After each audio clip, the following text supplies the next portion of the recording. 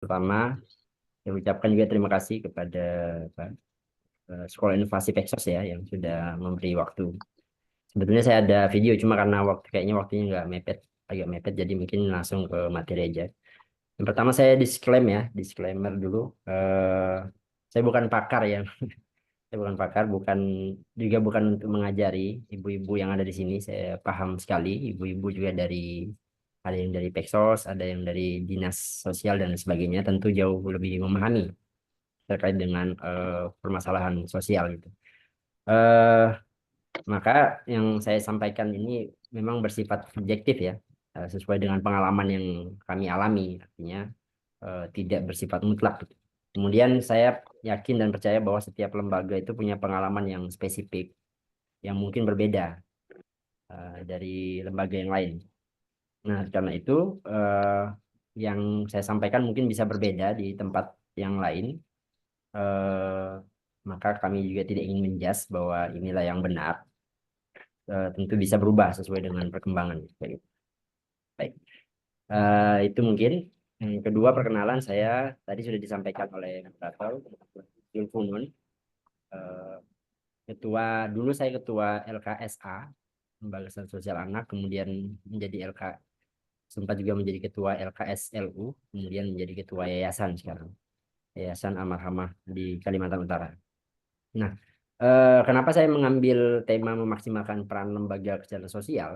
Karena ini yang pertama, ini yang kami alami, satu. Yang kedua, saya yakin dan percaya, ibu-ibu juga kalau masalah lansia, masalah anak, jauh lebih canggih ya daripada saya.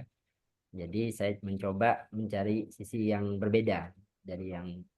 Jadi gambarannya bahwa eh, dalam konteks sekarang itu ada memang terjadi perubahan ya. Peran LKS yang dulunya Panti menjadi LKS dan sebagainya. Kemudian ada perubahan kebijakan, ada disrupsi perilaku dan sebagainya. Nah, dalam kondisi-kondisi yang perubahan-perubahan itu ada LKS-LKS yang memang tidak bisa bertahan bahkan tutup. Ada juga yang bertahan. Nah, bahkan bisa memaksimalkan perannya. Nah, mungkin kami mencoba berbicara di wilayah itu. Oke, baiklah, kita mulai. Nah, ini eh, menilik permasalahan umum LKS secara umum ya. Walaupun mungkin tidak semua, tetapi yang kami amati seperti ini. Nah, ini Kemensos luncurkan 1,16 miliar bansos lansia di Kaltara. Nah, ini melalui LKS kami di tahun 2020. Jadi 1,16 miliar bansos itu diberikan oleh Kementerian Sosial, kemudian langsung disalurkan kepada lansia melalui kepala daerah. Nah, artinya LKS yang ada di zaman 2000 ke bawah, 2020, 2019, 2018, 17 itu sebetulnya banyak terbantu dengan program-program pemerintah pusat. Makanya saya sampaikan bahwa ini dari bantuan ke kemandirian lembaga. Nah, dulu mungkin ibu-ibu juga dan para peserta di sini tahu, di situ ada ASLUD ya kan, ada program Progres LU, ada AS LKS, atau ada Bantu LU, ada Atensi, ada KUB, dan pembinaan rutin. Nah, pembinaan rutin ini bisa setahun itu 2-3 kali. Jadi kami-kami yang ada di LKS daerah itu biasanya ngikut apakah ke Jawa, di Bandung, atau di Jakarta, Bogor, dan sebagainya untuk mengikuti pelatihan-pelatihan terkait dengan LKS ini. Nah, sehingga konteksnya di zaman itu adalah LKS itu hidupnya mudah lah, sederhananya begitu. Nah, yang kedua, konsekuensinya lembaga yang belum bisa mandiri itu tidak bisa melanjutkan programnya. Nah, ini karena di tahun sekitar 2000-an akhir itu kan ada COVID ya, Bu ya. Ada COVID, kemudian bantuannya berkurang. Nah, eh, terakhir kami itu pernah ada Zoom dari LKS se-Indonesia, bahwa teman-teman di LKS itu ada yang sebagian curhat juga ke Kementerian Sosial bahwa mereka ada yang bahkan tutup ya. Karena tadi dia awalnya ibaratnya disuapin bantuan, tiba-tiba hilang. Nah, ini yang kita sebutnya tadi perubahan-perubahan itu, perubahan kebijakan dari pusat ke daerah dan lain sebagainya yang kemudian berdampak kepada LKS itu sendiri. Nah, LKS-LKS yang tidak bisa bertahan, ya bahkan bisa tutup. Nah, ini kan sebenarnya yang berdampak itu adalah eh, penerima manfaatnya, apakah lansia, anak, dan sebagainya. Seperti itu. Nah, kemudian kendala berikutnya adalah jumlah lansia itu bertambah, namun lembaga tidak bertumbuh. Nah, ini saya ambil studi kasusnya di Kalimantan Utara, Bu ya. Di Kalimantan Utara itu ada BPS itu ada 9 ribuan lebih lansianya misalnya. Karena jumlah total penduduknya itu hanya 200 ribu. Nah, lansianya itu sekitar 9 ribuan, hampir 10 ribu. Tetapi misalnya LKSLU-nya itu hanya satu, punya pemerintah, satu punya swasta. Nah, sedangkan kalau kita melihat data yang ada di sini, itu kan sekitar tahun 2045 itu sekitar 19% atau 20% lah. Nah, kalau penduduknya sekitar 300 juta, itu berarti ada sekitar 60 juta atau bisa sampai 25%, ya, sampai 70 lebih. Nah, ini tentu juga satu hal yang perlu dicermati bahwa eh, apa penerima manfaatnya bertambah, tetapi lembaga yang menaungi atau lembaga yang mewadahi penerima manfaat itu tidak tumbuh, baik secara kualitas maupun secara kuantitas.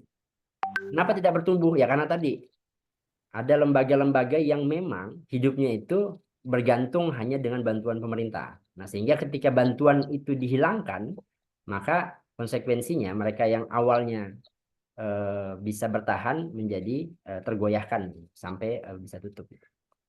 Nah, ini pengalaman saya. Saya megang LKS itu di tahun 2017. Jadi saya ini sebetulnya lulusan Eskom I ya, Sarjana Komunikasi Penyiaran Islam, walaupun gelarnya ESOS. 2017 saya memegang LKS dengan gambaran bahwa tidak punya pengalaman sama sekali. Nah, misalnya nih Keisha nih kan, ini eh, tiba-tiba diminta pegang LKS. Nah, apa yang dilakukan? Nah, itu yang saya alami waktu itu. Nah, jadi saya lulus kuliah tanpa ada pengalaman itu diminta untuk memegang LKS tanpa ada kas, tanpa ada bimbingan. Jadi saya menjadi one show man gitu ya, mengerjakan semuanya sendirian. Nah, misalnya membuat proposal aja gambaran kecilnya ya. Dulu saya yang mengetik, saya mengonsep, saya cetak, saya sebar, saya yang proses, saya yang menyairkan, saya yang menyalurkan, saya juga yang buat LPJ. Jadi semuanya saya lakukan sendiri. Nah, karena memang tidak punya pengalaman. Nah, syukurnya di zaman itu, sekitar 2017 itu, Kemensos itu sering mengadakan BIMTEK. Nah, BIMTEK-BIMTEK inilah yang kemudian membuat kita dari awalnya tidak tahu menjadi tahu. Seperti itu. Nah, dalam perjalanan BIMTEK itu, karena saya menyadari bahwa saya tidak punya pengalaman untuk mengelola lembaga, maka biasanya di BIMTEK itu saya sangat amat biasa untuk meminta izin kepada panitia untuk pulang terakhir ya, karena saya biasa melakukan studi banding ke lembaga-lembaga lain. Misalnya saya dulu kalau di Bandung itu ada Trisnawerda Ciparai Bandung. Kemudian di Bekasi itu ada Budi Dharma Bekasi.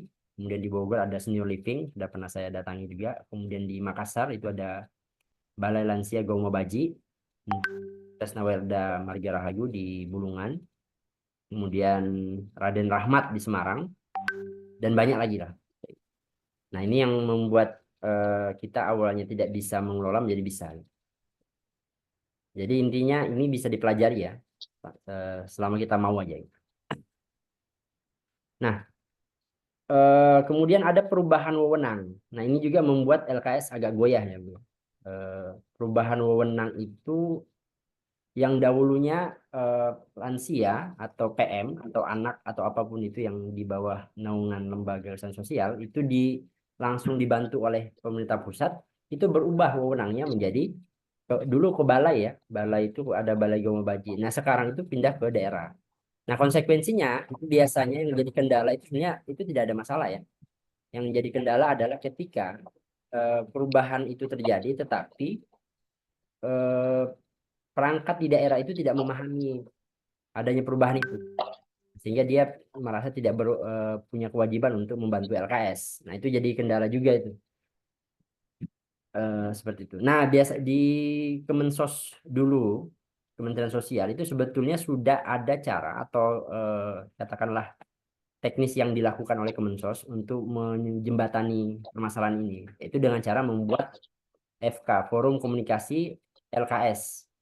Nah, tujuannya Forum Komunikasi LKS ini adalah dia yang kemudian bergabung, kemudian menyampaikan eh, kewajiban pemerintah dalam konteks adanya perubahan wewenang dari pusat kepada daerah, sehingga pemerintah daerah itu dapat mewadahi kebutuhan LKS itu menjadi perda atau peraturan pergub lah atau perwali kayak gitu. Nah, itu. Nah, cuma masalahnya kalau di kami di Kalimantan Utara ini yang jadi kendala adalah satu-satunya LKS lanjut usia itu hanya kami. Nah, sehingga kita tidak bisa untuk membuat forum. Itu jadi kendala juga kayak gitu. Ada kendala lain, misalnya di kami itu ada pemekaran daerah ya, Bu, ya. Dari Kalimantan Timur menjadi Kalimantan Utara. Nah, ketika Kalimantan Timur ini berubah menjadi Kalimantan Utara, itu ada konsekuensinya. Nah, kalau dulu di Kalimantan Timur itu APBD-nya itu 3 triliun. Ketika dia menjadi pemekaran, Kalimantan Utara itu APBD-nya berkurang menjadi 1,5. Nah, ini juga jadi kendala di daerah sehingga itu berdampak kepada LKS-LKS yang ada di daerah itu sendiri. Nah, kemudian apa? Nah, ini perubahan wewenang. Ini yang kadang-kadang juga saya kata, walaupun tidak semua ya, bagian belum memahami di daerah itu bahwa ada perubahan. Perubahan Panti menjadi LKS. Panti itu yang sifatnya pelayanan, itu berbasis institusi, berarti semua PM itu dimasukkan ke dalam. Apakah dia lansia atau anak, kalau dia izin operasionalnya lansia, berarti lansia dikasih masuk semua. Kami punya pengalaman, Ibu, dan para hadirin, itu ada dengan konsep yang lama, itu bahkan ada anak yang mengirim lansia orang tuanya itu dengan ojek. Itu ditaruh di depan kan di depan lembaga aja gitu.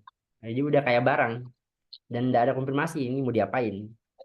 Nah, sekarang berubah kan basis pelayanannya dari institusi kepada keluarga. Karena tempat utama bagi lansia atau anak atau penerima manfaat itu adalah keluarganya. Maka bergantilah peran lembaga itu yang awalnya dia melayani menjadi memfasilitasi keluarga. Nah, yang kedua ini adalah pengasuhan pertama, kemudian berubah menjadi alternatif pelayanan terakhir.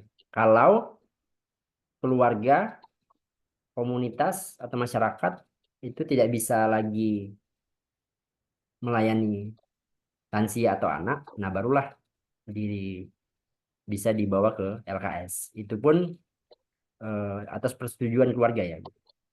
Kemudian bersifat pelayanan dan charity. Nah, dulu kita ada bantuan kasih, bantuan kasih, bantuan kasih kayak gitu. Nah, sekarang bersifat pemberdayaan. Nah, bedanya begini, Bu. Kalau dia bersifat charity atau pelayanan, itu intervensi terhadap lansia atau anak itu adalah intervensi kepada kebutuhan pokok. Jadi misalnya kebutuhan pokoknya apa? Sembako atau kebutuhan kedaruratan, bencana dan sebagainya. Nah, konsekuensinya karena dia hanya membantu kebutuhan pokok atau kedaruratan, maka bantuan itu akan habis dikonsumsi. Konsekuensi lanjutannya, karena dia habis dikonsumsi, maka bantuan itu tidak akan bisa merubah status seseorang itu, yang misalnya dari prasejahtera menjadi sejahtera. Nah, kalau intervensinya adalah pemberdayaan, maka yang diintervensi itu adalah pendapatannya. Nah, kalau pendapatannya yang diintervensi, maka dia dimungkinkan terjadi perubahan status dari prasejahtera, misalnya karena pendapatannya minim, kemudian dengan intervensi pemberdayaan itu menjadi ada peningkatan pendapatan sehingga berubahlah status dia dari prasejahtera menjadi sejahtera misalnya kayak gitu. Nah, itu yang dilakukan oleh LKS. Kemudian ada lagi perubahan layanan rawat inap bagi semua jenis lansia. Nah, ini kemudian berubah menjadi rawat inap hanya bagi lansia darurat atau setelah berdiskusi dengan keluarga. Nah, kemudian LKS itu kalau dulu kan banyak yang gratis ya. Kalau sekarang itu dia berbasis tiga. Ada yang gratis full, ada yang subsidi, ada yang berbayar full. Nah, maka LKS dalam konteks ini mau tidak mau dia juga menyiapkan tools-tools atau alat-alat untuk melakukan pelayanan terhadap PM-nya. Apakah caregiver atau perawat dan sebagainya. Nah, kemudian ada perubahan kalau dulu panti itu menimbulkan stigma jompo panti atau anak panti. Nah, kemudian berubah menjadi LKS menghilangkan stigma. Kemudian terakhir adalah panti itu melemahkan tanggung jawab keluarga karena hanya menitipkan langsung kepada lembaga. Kemudian LKS itu memperkuat tanggung jawab keluarga dan masyarakat. Nah ini perubahan-perubahan itu. Tadi yang perubahan yang pertama itu adalah perubahan dari bantuan pusat kepada daerah. Kemudian bantuan yang ada kemudian hilang. Kemudian perubahannya lagi adalah dari status lembaga panti itu menjadi LKS. Konsekuensinya perannya juga berubah. Nah, dalam konteks kelembagaan, fungsi kita kan sudah jelas ya. Fungsi kita adalah di sini ada penerima manfaat, kemudian diberikan pemulihan dan pengembangan, kemudian seseorang mengalami disfungsi sosial, dia masuk, kemudian diberi pelayanan, kemudian melaksanakan fungsi sosialnya secara wajar seperti itu. Nah, ini contohnya. Ini disfungsi sosial, misalnya lansia-lansia seperti ini yang tidak punya keluarga, kemudian diberi pelayanan melalui lembaga, maka dia bisa melaksanakan fungsi sosialnya di masyarakat. Seperti itu. Nah, masalah lainnya apa? Banyak. Ini misalnya pengelolaan yang bersifat tradisional. Ini saya ungkapkan masalah dulu, Bu ya. Di depan ini saya ungkapkan masalah-masalah. Kemudian bagaimana cara kami tetap eksis dan memaksimalkan peran kami sebagai LKS. Ini masalah-masalah dulu di depan. Kemudian ini pengelolaan yang bersifat tradisional. Misalnya di LKS kami dulu pimpinan bukan pemimpin. Jadi ada nama tetapi dia tidak paham tugas dan fungsinya. LKS ini mau dibuat apa? Kemudian menganggap sepele karena memang kita menganggap bahwa pasti setiap tahun kita dapat bantuan sehingga kita merasa tidak perlu melakukan apa-apa. Kemudian dianggap SDM kelas 2. Nah, ini cukup kentara ya. Eh, apa SDM-SDM yang berkecimpung di LKS itu kadang-kadang memang dianggap kelas 2 karena tadi dianggap tidak punya kapasitas dan sebagainya. Tanpa manajemen. Jadi kita nggak tahu dalam tahun ini mau berapa target penerima manfaatnya, berapa target penghimpunan donasi yang harus dikumpulkan itu tanpa ada manajemen karena kita berpikir bahwa wah kan nanti juga ada bantuan dari pemerintah, ada ASLUD, ada Bantu LU, ada Progresa, ada QB dan sebagainya. Kemudian kendala lainnya ini tidak ada perencanaan, jadi berjalan begitu saja. Strukturnya overlapping. Nah, kadang-kadang dia satu orang melakukan dua tiga tugas yang bukan tugasnya. Misalnya merangkap-rangkap lah gitu ya. Kemudian tanpa fit dan proper test. Jadi kita tidak tahu. Kadang-kadang yang masuk LKS itu adalah karena kita kasihan. Jadi bukan karena kapasitasnya. Sehingga memang tidak ada fit dan proper test. Kaburnya batasan karena tadi tadi overlapping kan. Kemudian ikhlas tanpa imbalan. Nah, ini sangat sering ya. Kadang-kadang kita di LKS itu atau di panti ya, kalau paradigma lamanya itu menganggap bahwa pekerjaan ini ikhlas gitu kan. Konsekuensinya maka tidak ada imbalan. Ini juga sangat buruk nih ya bagi perkembangan LKS. Kemudian dikelola paruh waktu karena dianggap hanya pasif menerima bantuan sehingga bisa dikerjakan sambil lalu gitu ya. Kemudian SDM lemah, hampir jarang dilatih. Nah, dan bukan pilihan kayak situ ya, karena tidak ada pilihan aja, maka dia masuk ke situ misalnya. Kemudian lemahnya kreativitas, karena buat apa melakukan inovasi karena memang bantuannya sudah ada kan, pasif jadinya kan, tidak ada monitoring dan evaluasi, tidak disiplin dan masih berupa kepanitiaan. Kepanitiaan ini maksudnya begini, jadi kegiatan-kegiatan yang ada di panti itu dilakukan kalau ada momen tertentu, misalnya Ramadan. Maka kita buatlah panitia Ramadan gitu kan. Atau misalnya kurban, dibuatlah panitianya. Gitu. Itu masih bersifat seperti itu. Ini yang kendala-kendala lanjutan yang daripada yang tadi. Nah, ini kami. Nah, alhamdulillah kami pada tahun 2023 sebetulnya sebelumnya sudah ya akreditasi B. Nah, ini yang terbaru kami mendapat akreditasi A dari Kementerian Sosial. Kemudian kami juga bergabung dengan kelas sampai Duafa. Nah, intinya dari kendala-kendala yang ada di perubahan itu, alhamdulillahnya kami bisa tetap eksis, kemudian menjangkau PM jauh lebih banyak, yang dulunya 432 tadi yang di atas tadi, bantuan dari Kemensos. Nah, itu bisa lebih daripada itu ya. Gitu. Kemudian dapat juga laporan terbaik. Nah, ini milestone ya. Jadi Almarhama ini dia sebetulnya berada di bawah naungan pesantren ya tahun 84, tapi belum ada di sini. Tapi dia secara legal baru ada di tahun 2008. Nah, Kak saya sendiri memegang yayasan ini baru di tahun 2017 sampai sekarang. Kemudian ini kisah awalnya, ini berasal dari pengajian. Nah, fokus utamanya dulu karena di Kalimantan Utara itu ada apa? Korban jual beli manusia ya, trafficking perempuan dan anak. Ini kami mendapat akreditasi A dari Kementerian Sosial, kemudian resmi menjadi mitra pengelola zakat dari Lembaga Amil Zakat Nasional (LP2FA) 2013 dan penghargaan pelaporan terbaik. Nah, yang uniknya kalau kalau tadi ada sebagian kawan yang karena ada perubahan itu dia tutup, nah kami alhamdulillah masih bisa tetap eksis, bahkan memberi bantuan jauh lebih banyak daripada yang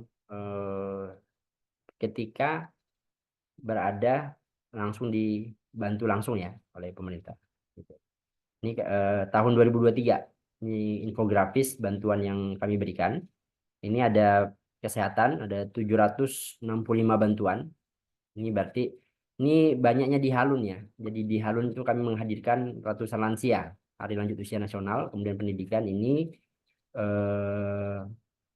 ini ada pesantren lansia juga, ini ekonomi, kemudian dakwah ini tebar Quran. Kami ada tebar Quran, 1.000 Quran waktu itu. Dan sosial kemanusiaan ini ada family support dan sebagainya. Nah, walhasil dari sini kita bisa melihat ada progres ya dari awal perubahan itu sampai sekarang. Gitu. Lihat dari total bantuan penyaluran yang ada itu. Nah, ini 5 pilar kami ada sosial, pendidikan, dakwah, kesehatan, dan pemberdayaan. Ya, ini juga kontribusi terhadap SDGs. Ini highlight programnya ada home care, daycare, ASLKS, all volunteer. Volunteer ini berarti memanfaatkan teman-teman mahasiswa, mahasiswi atau pegiat sosial yang ingin terlibat dalam kegiatan sosial. Itu kami ada program volunteer. Dan majelis taklim, senam, pojok baca, paket sembako. Nah, ini yang kita masukkan sebagai program sosial, paket sembako dan sebagainya. Tebar mushaf, ini dakwah tadi, ini halun, hari lanjut usia nasional, hitanan massal, kurban, cek kesehatan, caregiver, Ramadan, outbound, dan lain sebagainya. Nah, ini dari Semeru ya, Semeru peneliti. Kemarin kami beberapa bulan lalu didatangi oleh tim Semeru. Mereka mengatakan bersyukur sekali tim Semeru berkesempatan berkunjung dan melakukan wawancara dengan jajaran pengurus Amarhama. Banyak sekali best practice yang bisa kami pelajari dari kunjungan kami ke Amarhama. Yayasan ini sangat organisir, nah dan sebagainya. Ini penilaian dari eksternal lembaga. Nah, itu permasalahan yang ada tadi, Bapak Ibu semuanya, bahwa ada permasalahan yang dihadapi oleh LKS dari perubahan-perubahan yang ada, baik itu perubahan peran lembaganya, perubahan kebijakannya, atau perubahan disrupsi perilaku orangnya. Nah, pertanyaannya sekarang adalah kenapa dalam kondisi perubahan-perubahan itu ada lembaga-lembaga yang tumbang, tetapi ada lembaga-lembaga yang alhamdulillah seperti kami bisa memaksimalkan perannya. Nah, inilah yang akan kami sharing pada siang hari ini. Seperti itu. Nah, ini kami buat 5 langkah untuk memaksimalkan peran LKS. Yang pertama adalah SDM. eh, lembaga LKS yang sudah berubah itu ketuanya harus suka upgrade ilmu ya. Jadi mengambil resiko dan berinovasi. Nah, apa contohnya? Misalnya begini, ketika kami dulu di dilatih atau diberi BIMTEK oleh dari Kementerian Sosial, itu kan berarti kan biayanya diberikan, kemudian transportnya diakomodir, kemudian eh, apa tiketnya semuanya diberi oleh negara lah, sederhananya seperti itu. Nah, ketika itu tidak ada, maka mau tidak mau kami yang harus menyadari bahwa kami kurang dan kami harus mengeluarkan dana. Nah, ini tidak mudah, Bu. Kalau dia ketuanya tidak paham, apalagi kalau pelatihan-pelatihannya yang tidak bersifat materi ya, misalnya pelatihan leher ke atas, pelatihan tentang ads, pelatihan tentang manajemen lembaga, yang sebetulnya ketika dia pulang tidak terlihat tampak hasilnya gitu.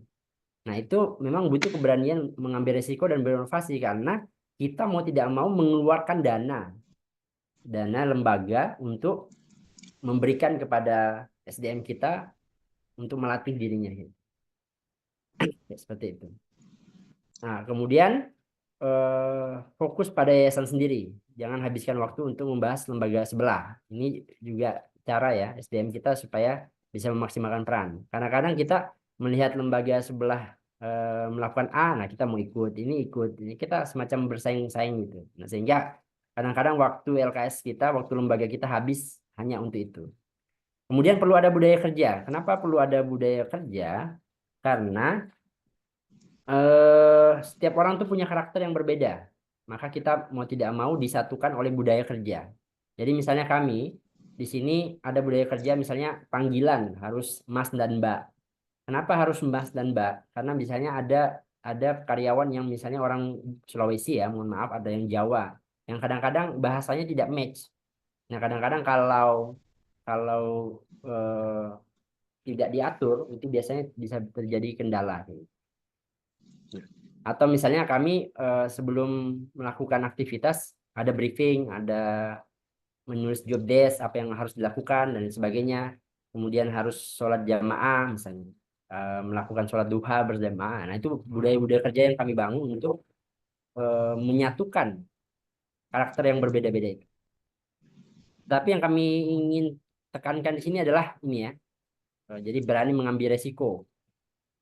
Nah, kita kita di lembaga-lembaga sosial ini kadang-kadang kalau berbicara yang pembangunan kita semangat banget ya.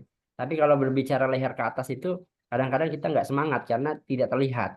Nah, ini yang kami lakukan melatih misalnya ini bulan ini ada 2 karyawan kami yang kami latih ke Semarang untuk belajar iklan ads. Nah, maka di kami itu yang kami bangun adalah budaya itu. Kemudian bedakan karyawan berdasarkan generasi. Nah, ini kan kadang-kadang kita menghantam rata semua karyawan ya. Padahal ada beberapa generasi yang punya karakter yang berbeda. Ini juga perlu di yang misalnya Gen Z. Gen Z itu dia tidak bisa polanya sama dengan generasi sebelumnya atau yang lebih tua. Nah, sehingga dia harus mengikuti pola-pola ini. Kemudian eh, ad- kami mengadakan ruang komunikasi yang sehat misalnya dengan gathering. Misalnya sebulan sekali atau 2 bulan sekali itu ada kumpul bersama makan atau apa sehingga bisa suasana cair. Kemudian harus punya HRD ya kalau memang dibutuhkan nanti untuk rekrutmen karena kalau semua dilakukan oleh pimpinan itu overlapping nanti. Jadi pimpinan ini harus mau rela untuk berbagi perannya dengan karyawan lain sehingga bisa lebih maksimal. Jadi untuk rekrutmen, pengembangan karyawan dan perencanaan SDM. Misalnya kita butuh apa nih menghadapi 2024? Kalau kita butuh misalnya staff fundraising untuk penghimpunan dana. Nah, berarti HRD nanti merekrut sesuai dengan kebutuhan yang ada. Nah, ini juga yang paling penting nih, Bu, Ibu Bapak, yaitu kadang-kadang kita di lembaga itu sangat fokus merawat PM, penerima manfaat. Tapi kita lupa merawat pemberi manfaat dan pengelola manfaat. Nah, di kami itu tiga-tiganya itu diberikan treatment. Nah, yang kedua, kami membagi reward itu menjadi dua ya. Ada reward yang bersifat benefit, ada yang bersifat profit. Yang bersifat profit ini berarti yang sifatnya materi. Misalnya gaji dan sebagainya. Tapi yang benefit itu banyak. Misalnya eh, pelatihan ya, improve skill, mengimprove skillnya, kemudian mengimprove knowledge-nya untuk pelatihan, attitude dan sebagainya. Kemudian happiness, jadi di ruangan kerja itu dibuat nyaman. Ada kulkas, kemudian ada kopi, ada teh, ada gula, sehingga Gen Z ini apa generasi Z ini itu dia nyaman bekerja. Karena kan goalnya sebetulnya adalah hasilnya. Nah, kalau dia nyaman, kemudian hasilnya bagus, ya kita lakukan itu. Nah, itu. Nah, ini juga merawat PM ya. Ini penting. Hmm, Kalau PM itu secara profit kita beri bantuan, kebutuhan pokok yang sifatnya materi. Tapi kalau yang benefit kita beri hal yang sifatnya non materi, misalnya pembinaan dan edukasi dan lain-lain. Pengelola manfaat, pengelola manfaat itu karyawannya. Nah, kenapa orang malas bekerja di LKS ya karena tadi tidak ada mungkin dia merasa tidak ada peningkatan ya, sudah lama di situ tapi tidak ada yang hal-hal lain yang diperoleh misalnya. Nah, maka kami juga memberi hal selain profit, yaitu bersifat benefit, yang hal sifatnya tidak bersifat materi kepada pengelola manfaat karyawan, misalnya itu dilatih misalnya dan sebagainya. Kemudian untuk pemberi manfaat itu juga dirawat donaturnya. Nah, kita kadang-kadang kan donatur itu kan kalau di lembaga-lembaga ya itu sering diteror ya. Setiap hari Jumat diminta donasi dan sebagainya. Nah, di kami itu tidak, karena kami ada pola-polanya. Jadi ada dibagi dalam satu minggu itu ada yang sifatnya edukasi. Jadi ada edukasi, kemudian ada inkubasi, kemudian baru eksekusi. Jadi misalnya dia bersifat edukasi, misalnya tentang apa sih lansia itu, apa sih eh, apa kebutuhan lansia dan sebagainya. Kemudian inkubasinya itu adalah bersifat program-program yang dilakukan untuk lansia. Nah, terakhir baru yang bersifat eksekusi yaitu donaturnya tadi yang bersifat apa permohonan seperti itu. Nah, ini dari sisi SDM. Jadi 5 langkah untuk memaksimalkan peran LKS. Yang pertama adalah SDM, harus kuat. SDM-nya harus mau menginvestasikan leher ke atas. Jadi tidak hanya bersifat materi. Jadi kadang-kadang lembaga itu kan lebih mementingkan hal yang bersifat materi ya, bangunan dan sebagainya. Ini yang perlu dicermati yang pertama bahwa SDM-nya harus kuat. Nah ini ada 5 jenis karyawan. Ada attitude-nya bagus tapi skillnya jelek. Ini di kami dibina biasanya atau di upgrade atau di training. Ada juga yang attitude-nya jelek tapi skillnya bagus. Ini ada pendekatan personal ya. Kemudian membangun value.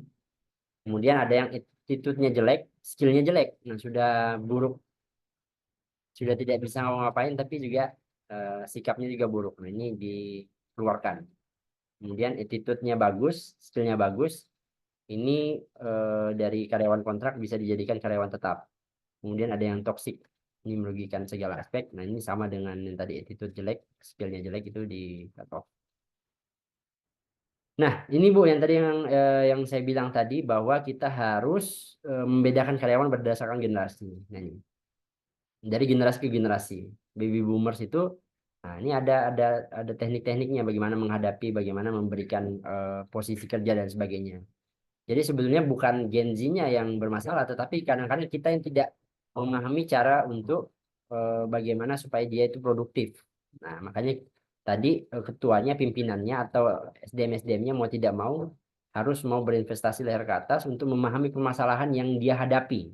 Jangan sampai dia menghadapi suatu permasalahan yang dia tidak pahami, kemudian dia menyalahkan permasalahan itu, padahal dia sendiri yang tidak memahami kondisinya seperti itu.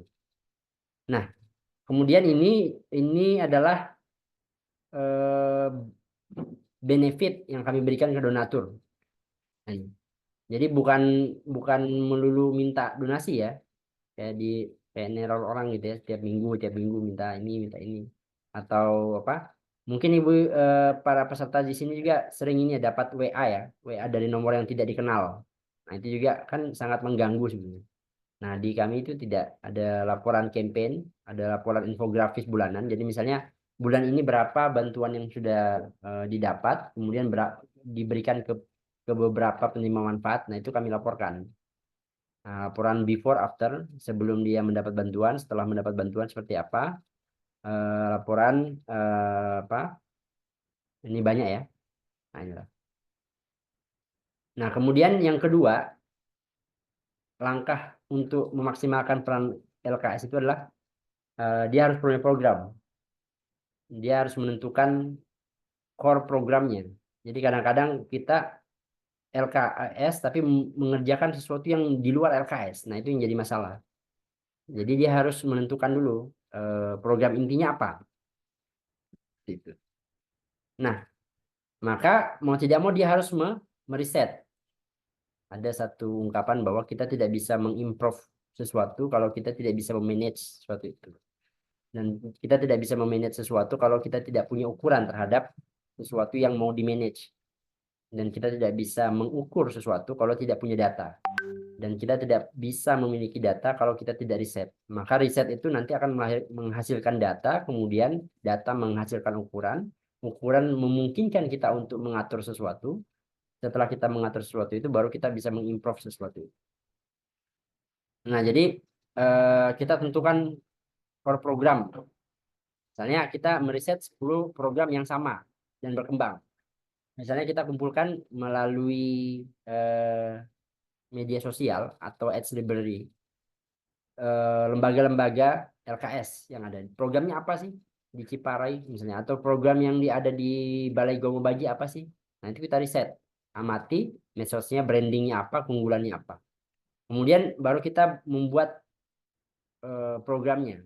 Misalnya di kami ada program Al-Quran Jumbo untuk lansia. Itu setelah kita meriset, oh bahwa program ini winning nih, program ini banyak diminati. Nah, maka dari riset-riset itu baru kami buat program, misalnya Al-Quran Jumbo untuk lansia, atau misalnya sedekah beras untuk lansia, atau alat kesehatan, oksigen, ada juga misalnya asa berdaya, dan sebagainya. Tapi itu semua, program itu kita lakukan setelah kita meriset. Nah, baru kita membuat, kemudian kita iklankan. Ini bisa melalui media berbayar, ads, atau yang tidak berbayar ya.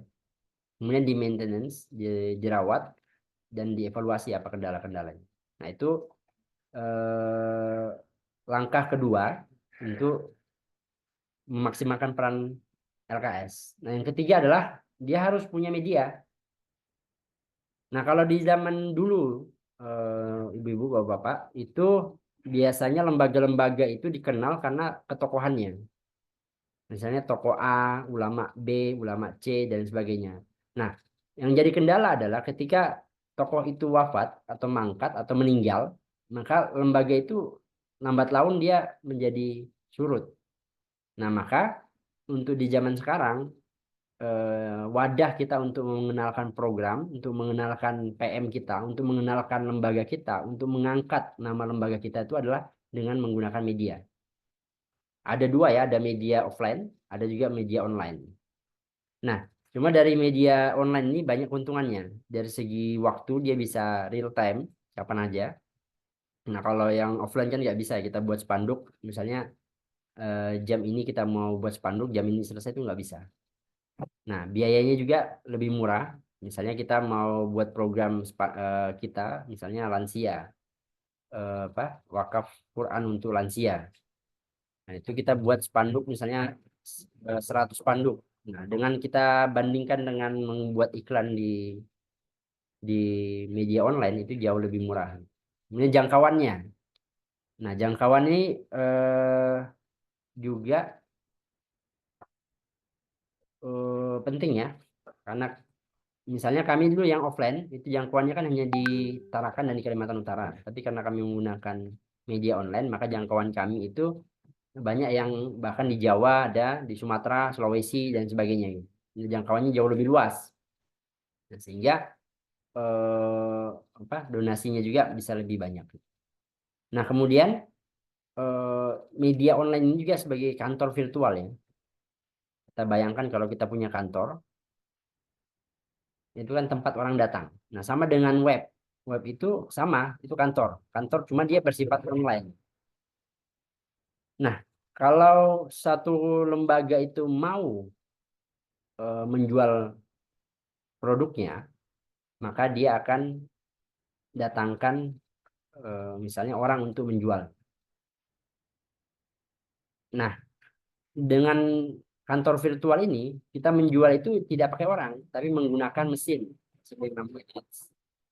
Nah, apa programnya? Apa barangnya? Produknya? Ya program itu, misalnya lansianya, kesehatannya, dan sebagainya.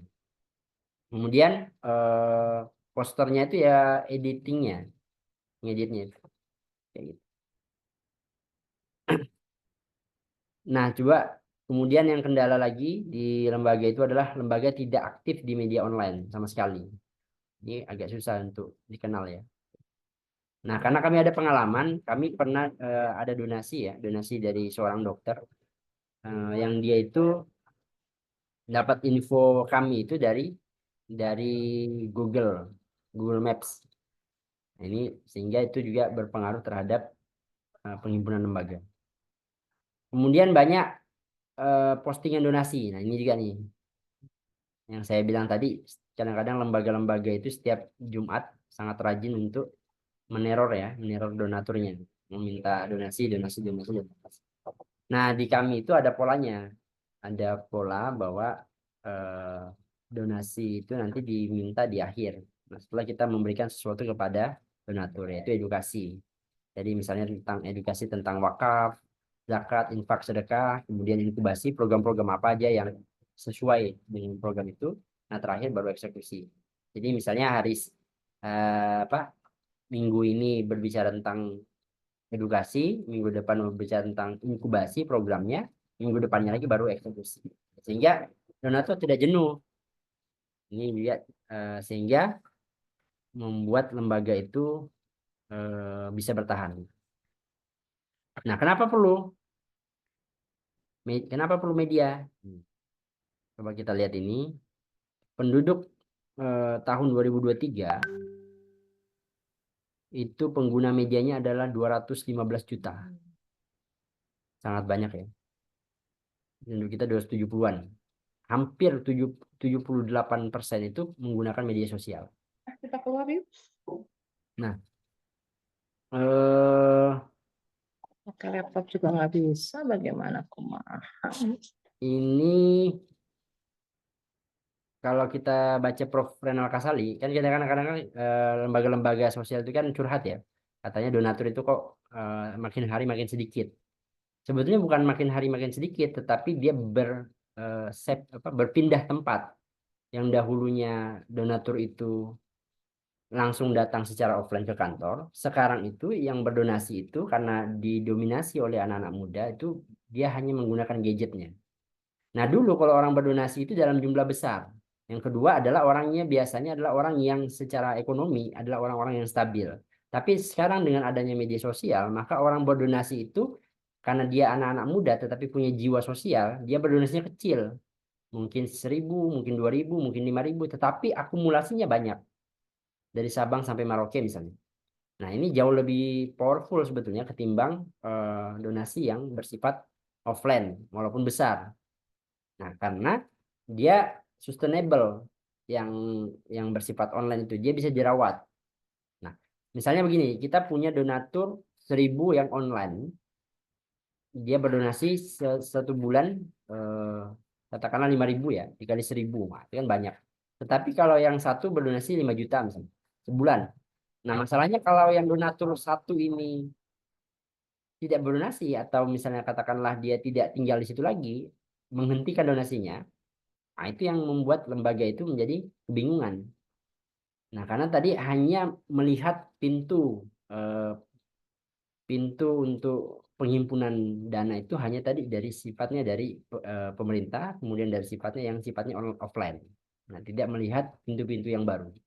Nah, dengan melihat pintu-pintu baru yang seperti ini, itu yang membuat LKS kami itu bisa bertahan, bisa kemudian memaksimalkan perannya seperti itu. Nah, ini perbedaannya. Nah, kita berubah cara kita untuk mengkonsumsi media ya. Nah, dulu kita ibu-ibu dan bapak mungkin dulu kalau membaca informasi melalui koran, sekarang melalui gadget. Dulu kita menonton TV atau sinetron misalnya itu menggunakan televisi, sekarang itu menggunakan gadget juga. Nah, dulu termasuk mendengarkan musik. Dulu kita pakai radio misalnya. Nah, sekarang juga dengan gadget. Nah, inilah yang sebetulnya pola-pola perubahan ini, itu yang sebetulnya perlu dibaca oleh lembaga kesehatan sosial. Nah, sehingga ini menjadi peluang, bukan menjadi momok yang menakutkan. Nah, kenapa kita juga perlu bertransformasi berpindah ke media sosial, media online? Nah, ini tadi jangkauannya luas. Nah, kalau offline itu jangkauannya terbatas. Kemudian ini bisa dua arah, ini satu arah. Kemudian real time, kapan kita mengetik atau kapan kita men-share. Nah, sekarang ini misalnya nih, saya ngomong di Tarakan di Kalimantan Utara. Nah, bayangkan kalau saya harus datang ke mana nih, ke Bandung. Itu kan butuh waktu, butuh tenaga, butuh biaya, butuh effort dan sebagainya. Tapi dengan adanya media online, maka kita yang berbeda jarak ini bisa bertatap muka melalui media online itu sendiri. Kemudian efisiensi budget dan waktu. Tadi yang saya bilang tadi.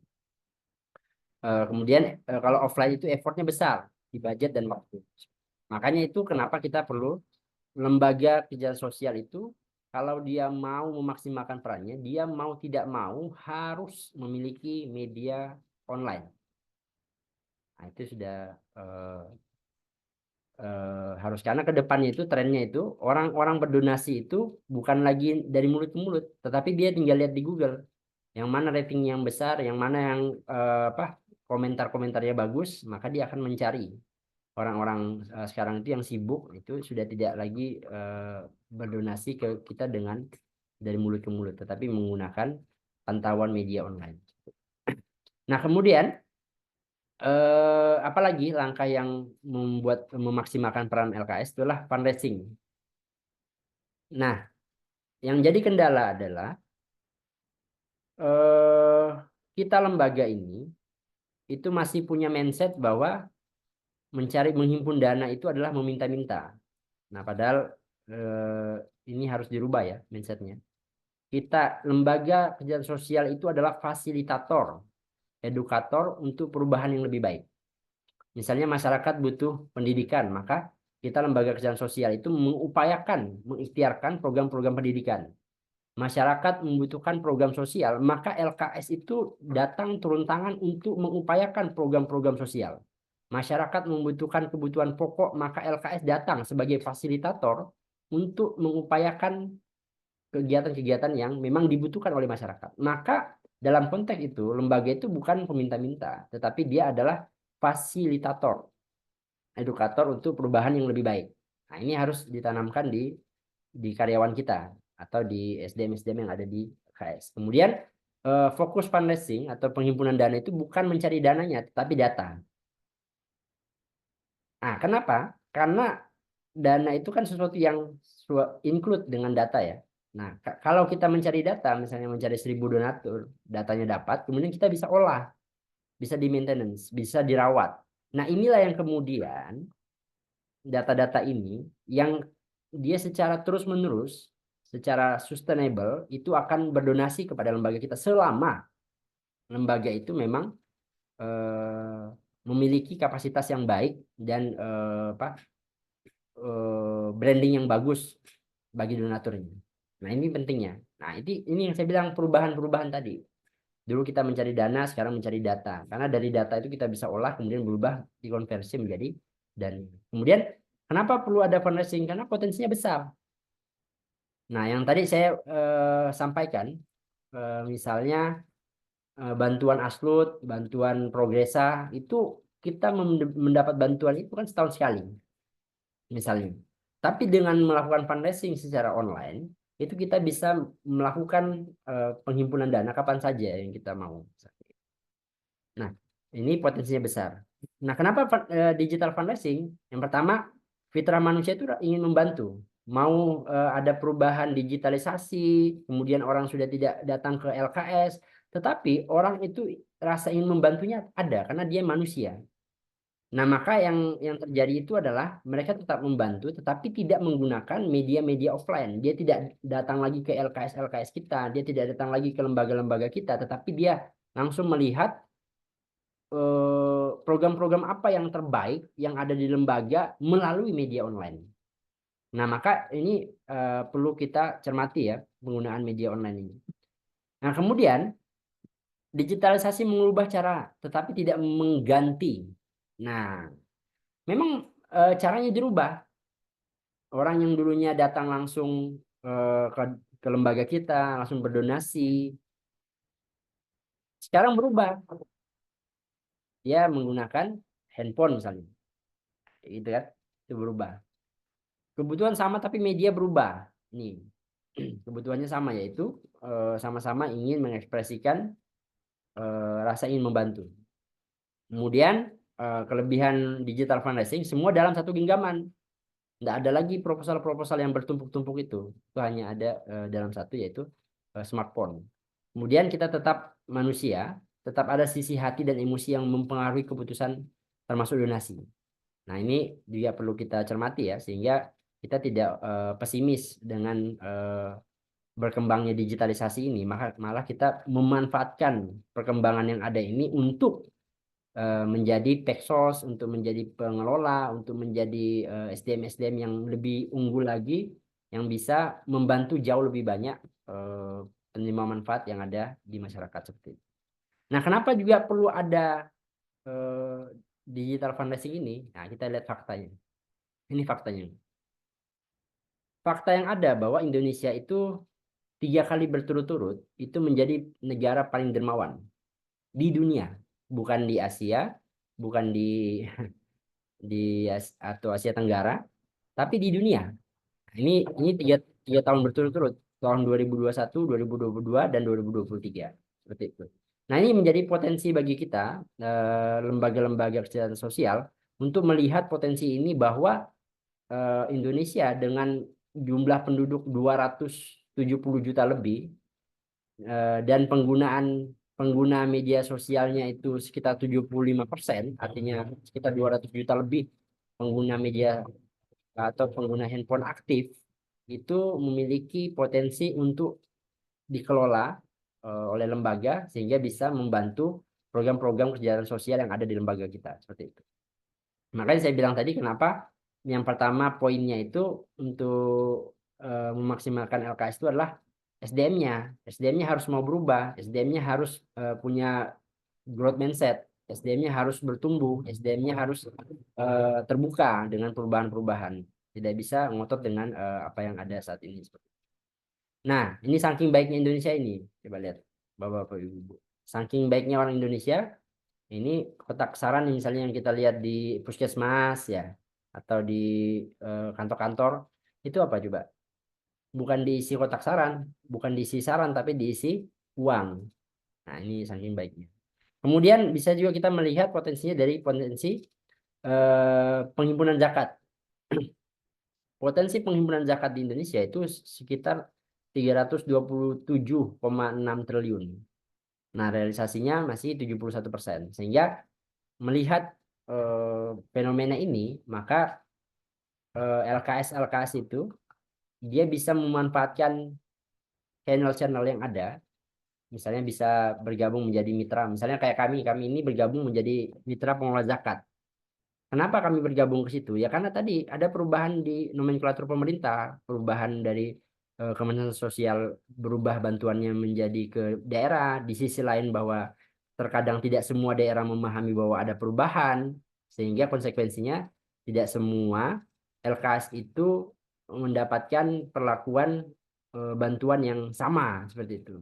Nah, konsekuensinya kalau dia hanya berharap kepada bantuan yang ada sebelumnya, di sisi lain ada kendala komunikasi yang masih belum tuntas, maka bisa jadi lembaga itu tidak akan stabil untuk melakukan pelayanan kepada lansia atau PM-nya gitu. Misalnya kami tadi kan bantuannya kepada lansia itu ada 432.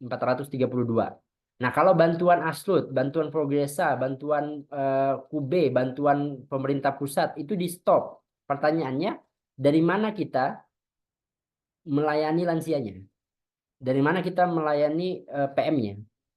Kalau kita hanya berpatokan semata-mata dengan pintu anggaran yang ada di pemerintah.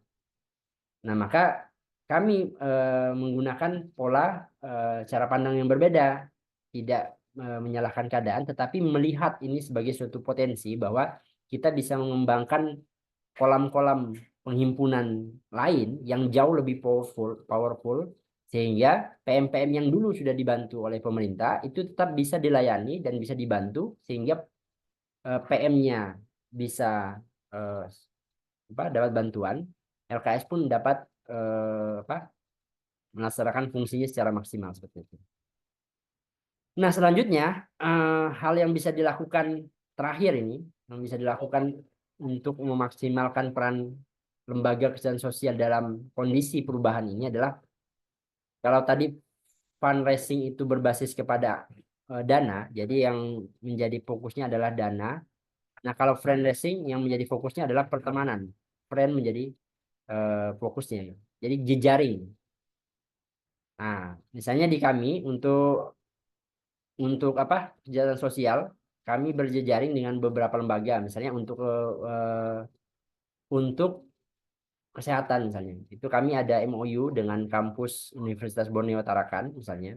Jadi mereka kalau melakukan kegiatan-kegiatan kemahasiswaan itu di situ. Kemudian dengan SMK kesehatan, kemudian dengan Puskesmas, dengan Kemenak dan sebagainya. Nah, ini cara kita untuk menjembatani ketiadaan anggaran supaya program ini tetap bisa berjalan. Kita mencari lembaga-lembaga yang punya benang merah yang sama dengan program-program kita. Nah, inilah yang disebut dengan fundraising. Nah, ini penting. Kenapa juga penting? Karena dengan tadi saya bercerita terkait dengan pengalaman saya memegang lembaga sejak tahun 2017. Itu kenapa saya dari yang tidak punya pengalaman sama sekali bisa memegang lembaga itu, karena saya melakukan studi banding ya. Kalau misalnya ada kegiatan BIMTEK dari Kemensos, di sini saya minta dimundurkan 3 hari. Nah, disitulah saya melakukan belajar ke lembaga-lembaga yang ada. Nah, karena di lembaga itu ada 3 tahapan. Lembaga itu bisa eksis. Yang pertama eksperimen. Jadi lembaga-lembaga kerjaan sosial itu dia melakukan banyak sekali program-program A, B, C, D. Yang mana yang stabil nih? Nah, dia kadang-kadang satu lembaga itu membutuhkan bertahun-tahun untuk melakukan satu upaya untuk menjalankan program. Nah, setelah dia bereksperimen, maka dia memiliki experience, pengalaman terhadap satu program. Nah, setelah experience, dia lakukan lagi bertahun-tahun, bahkan bisa berpuluh tahun, dia menjadi expert. Nah, maka dengan berkolaborasi dengan lembaga-lembaga yang ada, kita bisa menjadikan lembaga kita itu bisa lebih cepat berkembangnya, karena kita langsung melakukan ATM. Kita dalam tanda kutip mencontek program-program yang baik yang ada di lembaga yang sudah expert itu, sehingga kita tidak membutuhkan waktu lama untuk melakukan experience, sehingga itu bisa diterapkan di lembaga kita. Yang terakhir adalah membangun kolaborasi tadi yang dengan melakukan MOU ya. Ibu-ibu, bapak-bapak, para peserta, jadi ini tadi yang kami sampaikan, bagaimana cara memaksimalkan peran lembaga kesehatan sosial di tengah perubahan, baik perubahan yang ada di dalam konteks peraturan, perubahan fungsi lembaga, perubahan wewenang. Dalam kondisi itu memang ada lembaga-lembaga yang tumbang, bahkan ada yang tutup. Nah, alhamdulillahnya kami tetap bisa eksis, bahkan bisa melakukan eh, bantuan ke penerima manfaat jauh lebih banyak. Itu karena kami melakukan tadi ada 5 langkah yang kami lakukan, yaitu menguatkan SDM. Yang kedua adalah eh, merancang program yang secara maksimal. Yang ketiga adalah memanfaatkan media. Yang keempat adalah melakukan aktivitas fundraising. Yang terakhir adalah melakukan aktivitas fundraising. Nah, mungkin itu aja yang sementara ini bisa kami sampaikan. Sekali lagi terima kasih atas segala perhatiannya. Mohon maaf atas segala kekurangannya. Saya kembalikan ke moderatornya. Terima kasih. Baik, terima kasih atas materi yang sudah disampaikan, Bapak. Selanjutnya ada sesi tanya jawab kepada Bapak Ibu partisipan yang ingin mengajukan pertanyaan bisa disampaikan melalui kolom chat atau eh, angkat tangan. Nanti akan saya persilahkan untuk memberikan pertanyaan. Terima kasih.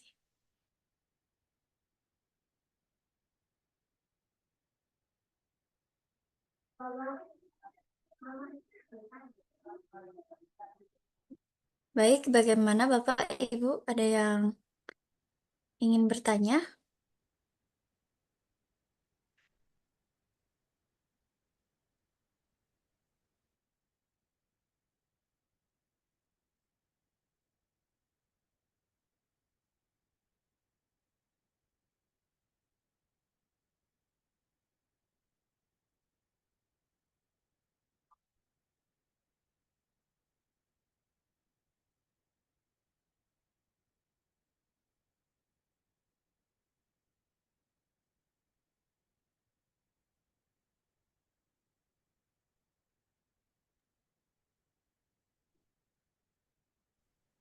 Ibu Muridah, Bapak Adi, Ibu Komala, ada yang ada yang ingin bertanya? Ibu Ade,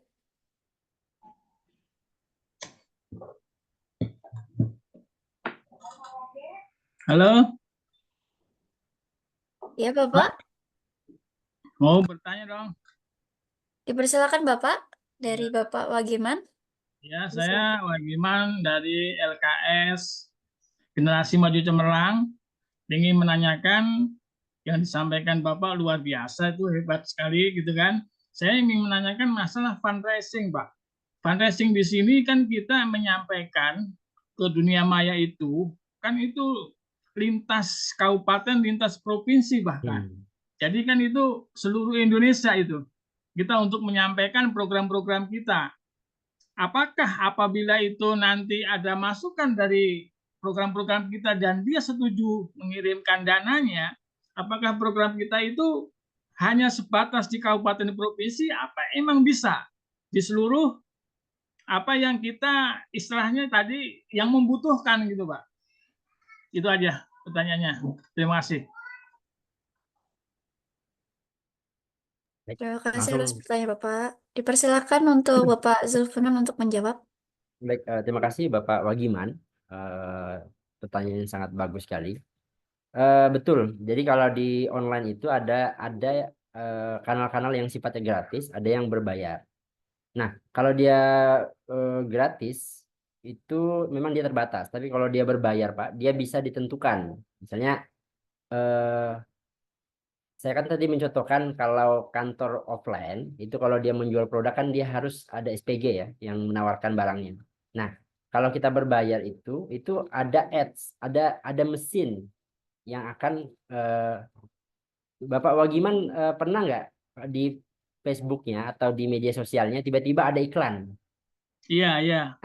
Itu karena memang mesin ads-nya berjalan bahwa Bapak Wagiman ini sudah terdeteksi orang yang suka A, B, dan C. Nah, maka karena dia sudah mendeteksi itu, maka ketika kita mengiklankan itu dia bisa ditentukan, Pak. Misalnya saya mau iklan katakanlah tadi ya apa Quran Jumbo untuk lansia.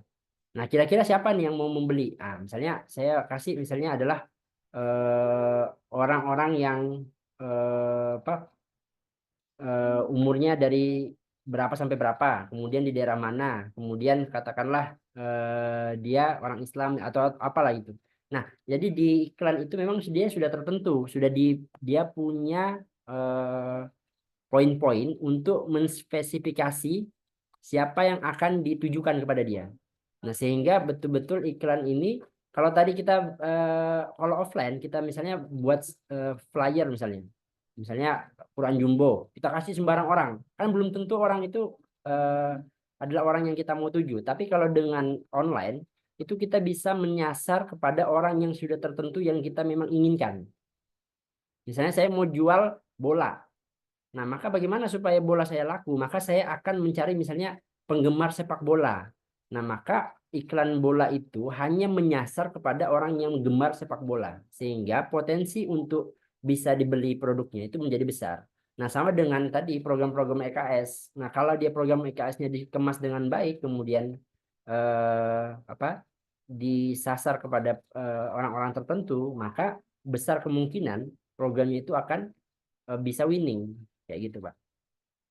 Nah makanya kalaupun tidak mau berbayar nanti ada bisa Pak misalnya pakai beberapa kanal crowdfunding. Misalnya Bapak mungkin kenal Kita Bisa gitu Pak ya. Ada Kita Bisa, ada Amal Soleh, ada apa sedekah.com. sharing happiness. Nah itu bisa digunakan Pak. Nanti mereka itu kita taruh misalnya kita kan ada syarat-syaratnya tuh untuk mengiklankan tuh misalnya ada legalitas dan sebagainya. Ya iklankan aja semua program-program LKS yang ada di Bapak itu. Jadi sehingga misalnya lansianya bisa dibantu, anak-anak yatimnya bisa dibantu melalui kanal-kanal itu. Kenapa kita harus begitu? Tadi saya sudah jelaskan potensi Indonesia itu 3 kali berturut-turut adalah negara paling dermawan di dunia. Satu. Yang kedua, pengguna gadget, pengguna media sosial di Indonesia itu 78% menggunakan gadget. Ini kayak Mbak Kesha ini pakai gadget, tuh Bu Ami pakai gadget, Bu Ruwita pakai. Hampir semua di kita yang ada di sini tidak mungkin tidak menggunakan gadget, artinya dia menggunakan media sosial. Nah, sehingga potensinya yang kita harus baca sekarang itu adalah bagaimana kita memahami bahwa dana yang ada itu bukan hanya dana yang bersifat offline, tapi yang bersifat online inilah yang harus kita buat kolam-kolamnya kayak gitu. Nah, kami alhamdulillah Pak, setiap bulan itu operasional kami sudah tertalangi dengan online. Kami tidak pakai proposal offline, tidak pakai proposal yang tadi dari Pemda, dari gubernur, enggak, sudah tidak pakai lagi dari Kementerian Sosial. Kenapa? Tadi kan sudah berubah tadi nomenklaturnya dari pusat kepada daerah. Daerah itu masalah yang utamanya adalah kadang-kadang di daerah tidak memahami adanya perubahan itu. Nah, maka kami mencari cara bagaimana supaya LKS kami tetap bertahan. Itu dengan cara kami belajar. Kayak gitu, Pak. Terima kasih, Pak. Nah, insya Allah Pak Wagiman nanti kalau LKS-nya bisa lah. Kalau apa belajar itu, insya Allah bisa programnya bisa winning semua dan bisa membantu banyak orang-orang Siap, Pak. Siap. Semangat terus. Siap, insya Allah semangat, Pak. Baik, terima kasih Bapak Wagiman. Selanjutnya ada, maaf Bapak ini suara saya masuk? Alhamdulillah masuk, Mbak. Masuk. Bapak ini suara saya masuk tidak ya? Iya, masuk. Masuk. Oke, selanjutnya ada pertanyaan. Ini izin bertanya, saya Reza dari LKSA Indah Berbagi. Apakah harus ada pembuatan izin atau PUB pengumpulan uang dan barang terkait fundraising suatu program? Kalau perlu, kira-kira bagaimana ya prosesnya? Terima kasih. Dari LKSA Indah Berbagi, Bapak. Bapak Reza dari LKSA Indah Berbagi, terima kasih Bapak, pertanyaannya sangat bagus. Yang saya pahami Pak, mungkin pemahaman saya bisa salah. FUB itu adalah kalau kita melakukan penghimpunan dana di satu daerah atau platform sendiri. Tapi kalau kita menggunakan platform yang sudah ada, seperti Kita Bisa, dia itu sudah punya payung hukum sendiri untuk menghimpun dana. Sehingga ketika kita menggunakan platform yang ada itu, kita tidak perlu lagi membuat PUB seperti itu. Ini karena memang PUB itu kan sifatnya banyak ya. Jadi kadang-kadang harus ada izin dari kalau tidak salah kalau kota sifatnya ke kota, kalau provinsi provinsi ya gitu. Nah, cuma pengalaman kami di online itu hampir tidak pernah ada orang yang membuat izin PUB untuk penghimpunan dana online. Nah, inilah keuntungannya penghimpunan dana online. Jumlah donaturnya banyak, kemudian waktunya tidak banyak, kemudian dana yang dikeluarkan sedikit, kemudian tidak begitu banyak menggunakan izin-izin seperti sebagaimana yang sifatnya offline. Gitu. Misalnya kami ini kan ada kami melakukan fundraising online itu ada yang sifatnya menggunakan ads Pak. Ads itu berarti kami berbayar kepada Meta Ads. Nah, terus ada yang kami juga iklan melalui Kitabisa. Ada juga kami melalui Amal Soleh, ada juga melalui portal Dompet Duafa, ada melalui Sharing Happiness. Iklan kami Bapak itu ada ratusan. Nah, sehingga setiap bulan itu kita ibaratnya tinggal memanen aja. Nah, ini saya sangat berharap kepada teman-teman LKS yang tidak hanya mematok bantuan itu hanya dari pemerintah, bahwa itu memang perlu ya perlu, tetapi jangan semata-mata itu karena memang dunia sudah berubah. Nah, sehingga LKS itu bisa melakukan aktivitas lain selain aktivitas yang ada dengan adanya pendanaan yang memadai. Seperti itu, Pak. Pak Reza Indah berbagi ya. Iya, terima kasih Bapak atas tanggapannya dan terima kasih Bapak Reza atas pertanyaannya. Selanjutnya ada pertanyaan dari LKS Yabapir. Pertanyaannya berapa lama untuk membangun sistem fundraising dan berapa lama sistem fundraising balik modal? Persilakan Bapak untuk menjawab. Baik, tadi atas nama Bapak siapa ya? Atas nama Bapak Imam Safei Oh, Imam dari Syafi'i. LKS Yabapir. Atas nama Imam Syafi'i, Bapak, terima kasih banyak pertanyaannya. Berapa lama? Kalau berapa lamanya kita tidak bisa menentukan, itu tergantung dengan eh, kapasitas yang ada di lembaga masing-masing. Kalau kapasitas lembaga masing-masing itu mumpuni untuk melakukan fundraising, maka dalam waktu yang tidak lama, maka dia akan bisa. Bisa. Ada juga, makanya kan tadi kan saya sudah menjelaskan bahwa lembaga itu menjadi expert itu ada tiga prosesnya, Pak. Yang pertama adalah dia melakukan eksperimen. Kenapa dia melakukan eksperimen? Karena tadi tidak punya basic ilmu, tidak punya basic knowledge, tidak punya basic skill, dan juga attitude untuk melakukan itu, sehingga dia harus melakukan eksperimen. Nah, kalau dia tidak punya knowledge tadi, dan skill itu agak lama. Dia melakukan eksperimen. Yang kedua, lembaga itu setelah dia melakukan eksperimen, dia menjadi apa? Experience. Dia punya pengalaman. Nah, ini juga kadang-kadang butuh waktu. Nah, terakhir dia baru ekspor. Nah, ini tiga fase ini, kalau Bapak betul-betul mau menjalani, kadang-kadang bisa cepat, bisa lama, Pak. Nah, bagaimana supaya cepat? Berarti Bapak satu harus melatih salah satu karyawannya.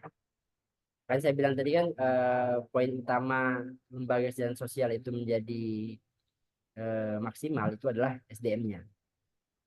Jadi latih saja karyawan Bapak, dipilih aja yang mana yang attitude-nya bagus, kemudian skill-nya bagus, mau belajar. Nah, itu dilatih untuk melakukan fundraising. Kami Bapak untuk menghadapi Ramadan ini adalah bulan yang cukup unik ya di Indonesia karena penghimpunan dana itu gila-gilaan di bulan itu. Kami untuk menghadapi Ramadan ini, kami sudah mempersiapkan iklan jauh-jauh hari, sudah 3 bulan sebelumnya. Kemudian melatih lagi karyawan kami yang sudah pernah dilatih di Semarang, ada sekolah yayasan, itu selama 3 bulan di sana, Pak. Nah, jadi kami saja yang sudah terlatih masih melatih lagi. Tanya ini butuh proses yang lama. Tapi kalau Bapak tidak mau prosesnya lama, tadi Bapak jangan pakai yang berbayar. Kan tadi Bapak tanya, terus berapa lama kembali uangnya? Ya jangan pakai yang berbayar. Pakai aja kayak tadi platform kita bisa. Terus Amal Soleh, terus Sharing Happiness. Itu sama sekali tidak berbayar. Kalaupun berbayar, dia hanya mengambil sekitar 5% ya. Jadi misalnya Bapak menggalang dana nih untuk anak yatim misalnya. Anak yatim apa tadi LKS apa gitu kan. Eh, jangan biarkan mereka lapar misalnya, itu iklannya begitu kan. Nah, kita buatlah foto-foto yang menarik misalnya gitu. Nah, ketika misalnya penghimpunnya dapat 100 juta, itu kan dipotong 5%, itu hanya 5 juta aja Pak, kayak gitu. Nah, jadi kalau Bapak tidak mau mengeluarkan dana, ya bisa aja menggunakan platform itu. Tapi kalau Bapak mau dengan cara yang cepat, maka mau tidak mau kita harus melatih. Maksudnya cepat melakukan fundraising tapi lama ya prosesnya. Karena melatih itu satu tadi butuh dana, butuh waktu juga. Seperti itu. Begitu Bapak Imam Syafi'i.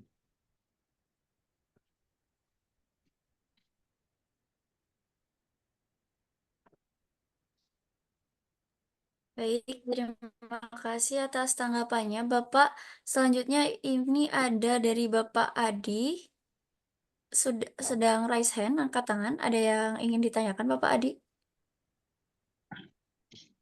Ya, baik Mbak. Dipersilakan.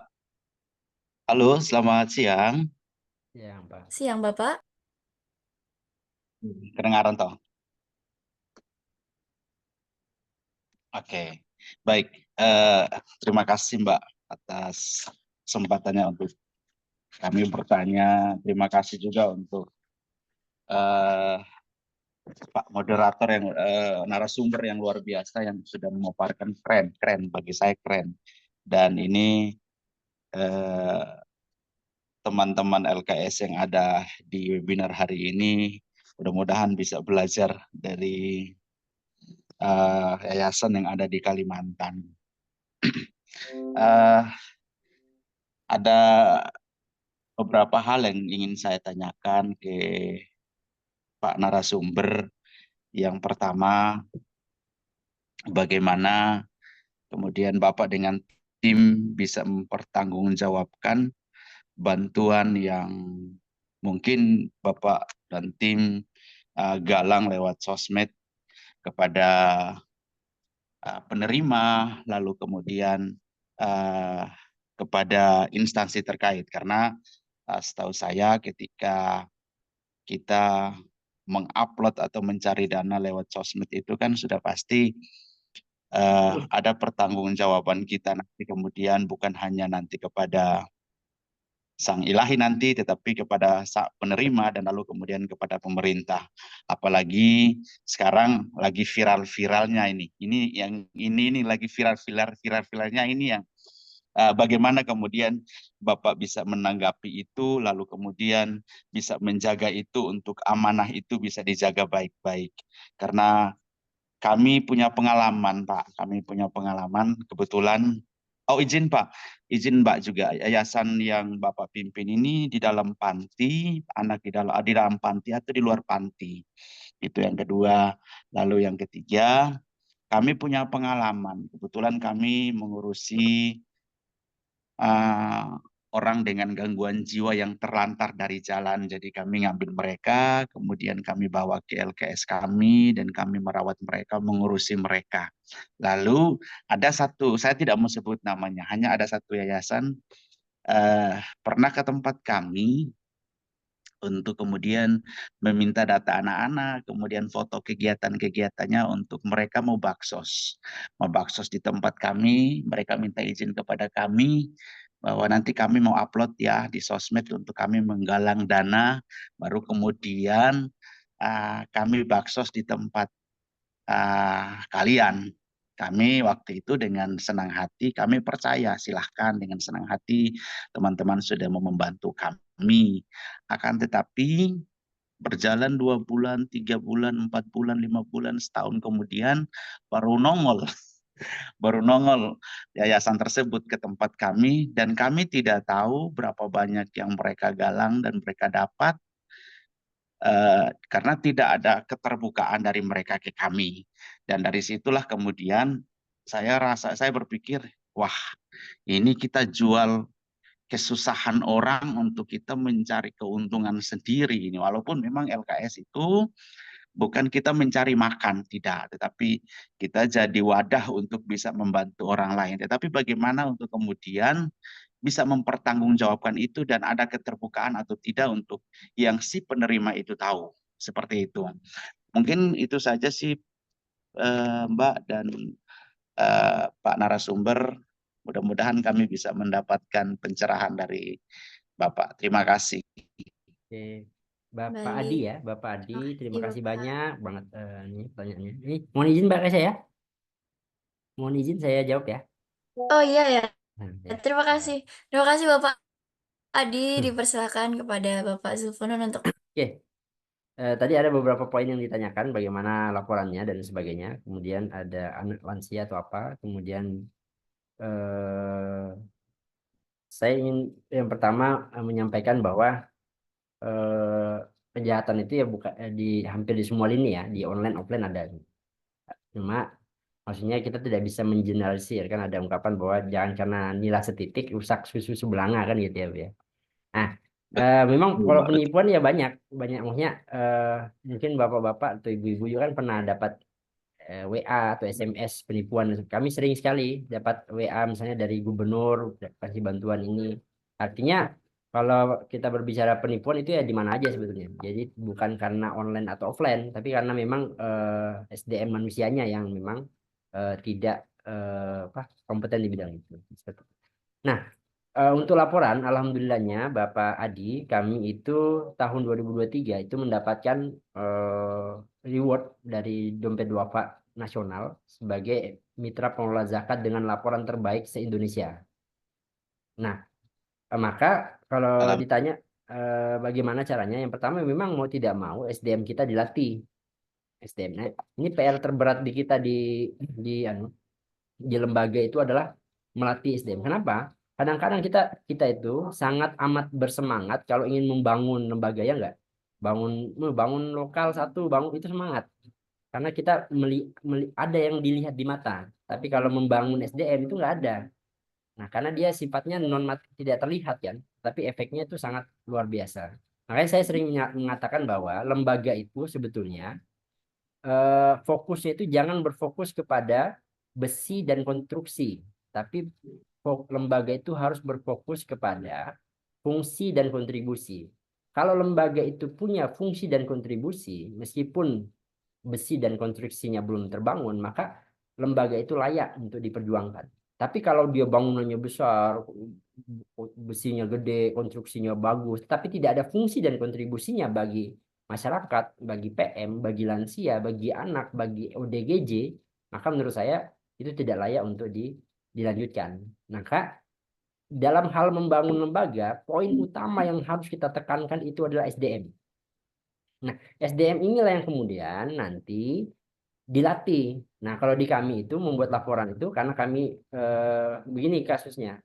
Ketika kami itu sudah tidak lagi mendapat bantuan pusat maupun di daerah, maka kami mencari pintu. Bagaimana pintu supaya orang yang dibantu ketika ada bantuan pemerintah itu tetap dapat dibantu ketika tidak ada bantuan pemerintah. 432 lansia sekaltara. Bagaimana caranya?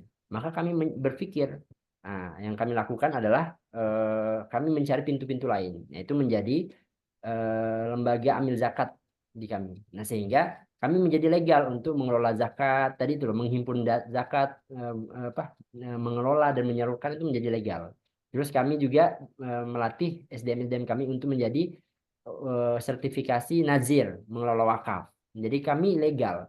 Nah, dalam pelatihan nazir dan zakat itu sudah include untuk dibahas bagaimana SDM-SDM itu membuat laporan yang terbaik. Nah, sehingga Bapak Ibu sekalian jangan ragu untuk melatih SDM-SDM-nya untuk di LKS itu harus ada dana untuk R&D, Research and Development. Jadi misalnya gini, ada satu orang nih, anak Gen Z, dia punya potensi. Bagaimana kalau satu ini kita anggarkan untuk melatih dia membuat iklan dan sebagainya. Dulu Bu, ketika Bapak-Bapak Ibu sekalian, ketika saya memegang lembaga ini, SDM kami ini SDM Gen Z yang tidak bisa mengedit foto, tidak bisa membuat video. Sekarang semuanya bisa. Bahkan kami punya program volunteer di mana isinya anak-anak masih sekolah karena dia belum bisa karyawan, maka dia menjadi volunteer. Kami latih, kami beri dia tadi knowledge, kami beri dia skill untuk dilatih membuat konten, membuat video dan sebagainya kayak gitu.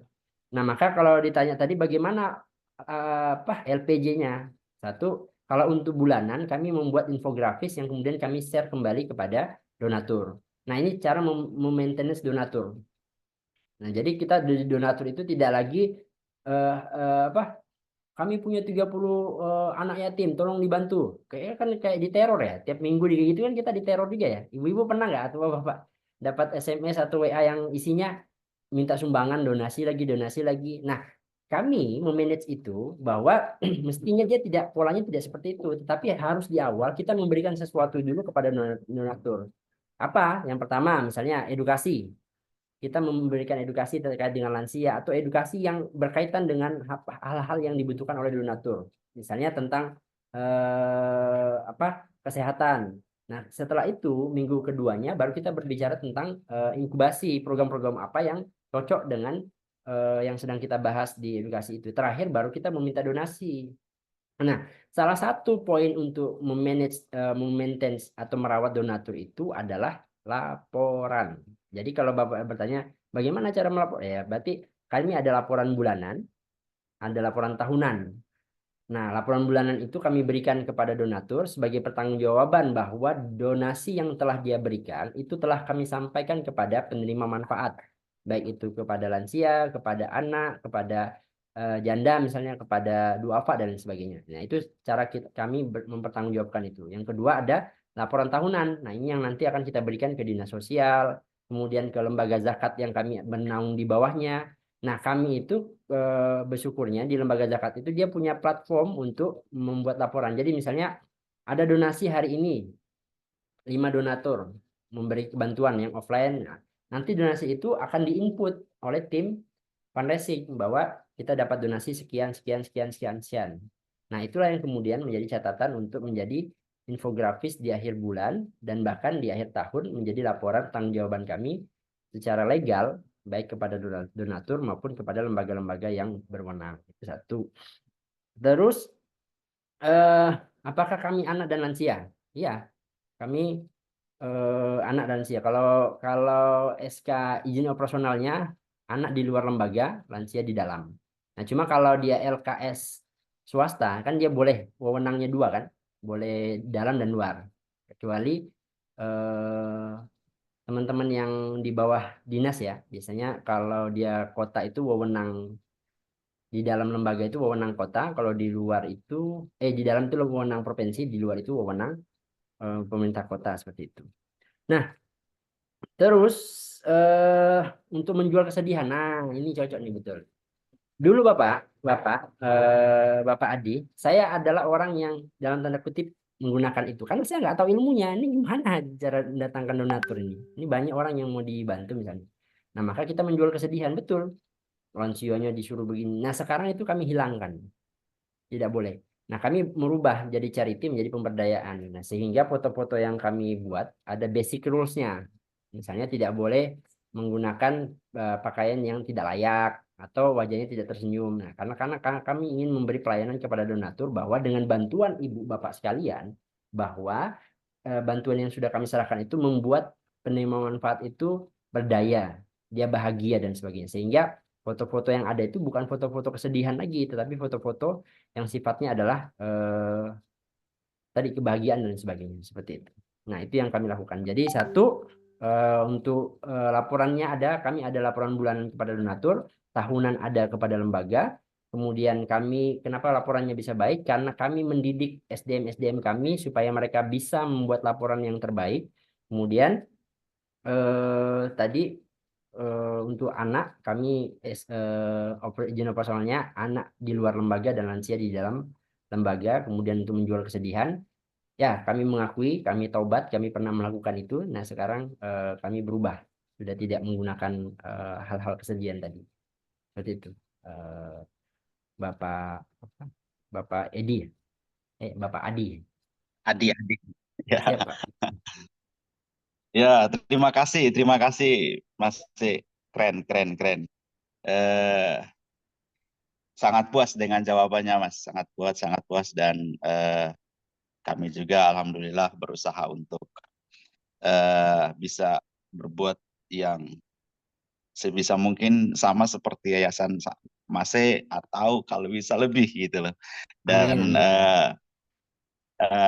closing statement saya terus berbuat baik, kalau beruntung dipertemukan dengan orang baik, kalau tidak Amin. pasti ditemukan orang. Terima kasih, salam sehat Amin. buat sampean dan Mbak Amin. moderator. Terima kasih.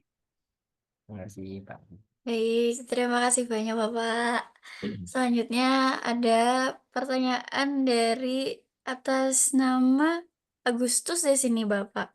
Bagaimana pengisian SPT tahunan? Apakah dihitung dana yang masuk?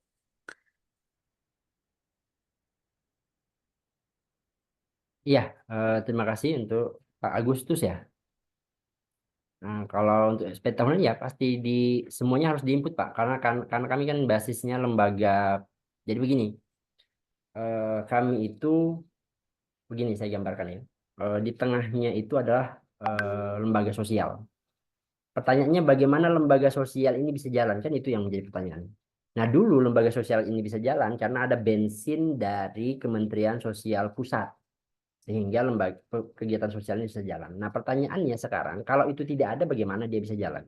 Maka kami membuat lembaga kiri kanannya, ya itu yang menopang bensinnya supaya kegiatan sosialnya bisa jalan. Yang pertama adalah aktivitas fundraising yang bersifatnya adalah kelembagaan. Kelembagaan. Tadi seperti mitra pengelola zakat dan sebagainya. Nah, kemudian fundraising dan sebagainya. Nah, yang kedua di sebelahnya ini ada program pemberdayaan, yaitu program-program yang sifatnya ekonomi. Misalnya kami punya punya koperasi, kami mengelola sampah sehingga bayaran sampah kami eh, kelola lagi dan sebagainya. Jadi ini dua lembaga di sampingnya ini, dua program di sampingnya ini adalah dua program yang menopang program sosial. Karena program sosial tadi sudah tidak ditopang oleh, kalau di kami ya, artinya saya tidak berbicara secara general, tapi di kami sudah tidak ditopang oleh Kemensos, maka kami menopang sendiri dengan cara tadi eh, melegalkan tadi pengelolaan zakat, infak, sedekah, wakaf, crowdfunding, penggalangan dana yang sifatnya legal. Yang kedua adalah pemberdayaan yang sifatnya ekonomi seperti itu. Nah, bagaimana dengan SPT tahunan ya? Semua mau tidak mau semuanya harus dimasukkan karena memang kami di lembaga mitra pengelola zakat itu diajari bahwa dalam aktivitas kelembagaan sosial kami harus aman, satu ya, aman syar'i. Ya, mungkin kita semua yang punya beragama di sini ya, walaupun berbeda-beda, aman syar'i sesuai dengan agamanya masing-masing. Yang kedua, aman eh, regulasi. Nah, aman regulasi ini berarti aktivitas pengelolaan zakat, aktivitas pengelolaan pemberdayaan sosial itu harus sesuai dengan regulasi yang ada. Yang ketiga adalah aman NKRI. Artinya, aktivitas penghimpunan zakat itu tidak bertentangan dengan nilai-nilai yang ada di Indonesia. Karena kan dulu pernah ada tuh lembaga zakat yang ditutup karena misalnya membantu pembiayaan terorisme dan sebagainya. Nah, ini kami menjaga ini aman syar'i, aman regulasi dan aman NKRI. Nah, sehingga aktivitas kami itu tadi apakah SPT atau laporan ke dinas sosial, laporan ke lembaga zakat itu semuanya kita ikuti. Karena itu adalah bagian daripada untuk mengamankan lembaga kita sendiri. Suatu yang harus kita laksanakan seperti itu, Bapak Agustus. Baik, terima kasih Bapak Zulfanun atas jawabannya. Di sini juga ada beberapa yang meminta materinya Bapak. Oh, siap. Nanti saya kirim ke siapa nih? Melalui chat ini bisa Bapak. Gimana caranya? Di ini ada di samping emoji ada file.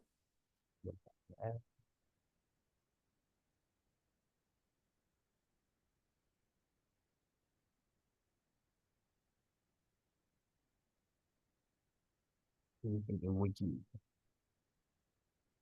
Di tempat chat Bapak. Chat. Terus Terus di samping ada di bagian bawah sendiri ada emoji. Di sampingnya ada file. oh ya siap.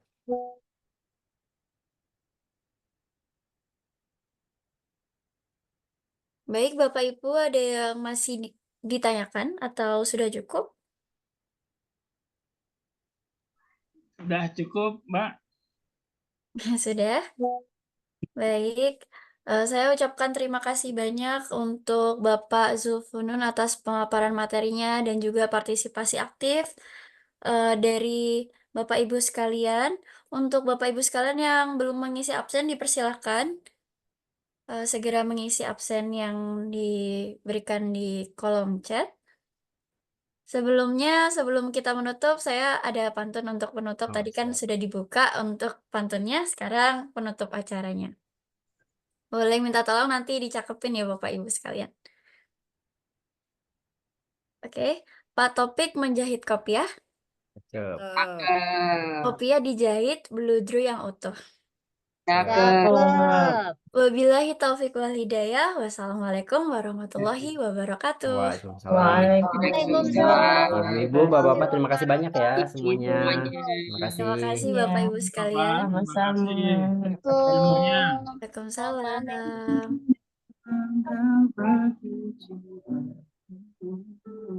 Terima kasih Bapak Ibu sekalian yang sudah bergabung. Materinya belum ada ya Mbak? Sudah Ibu, sudah Oh dikirim udah ya? Oh di ya siap. kolom chat. Ya, Oke, kasih ya. sama Ibu. Izin pamit ya Mbak ya, Ibu Ya, semuanya. Terima dipersilakan kasih. Bapak, Ibu. Mana? Terima kasih Bapak Wayan Gel-Gel. Ah, ini yang tadi materinya.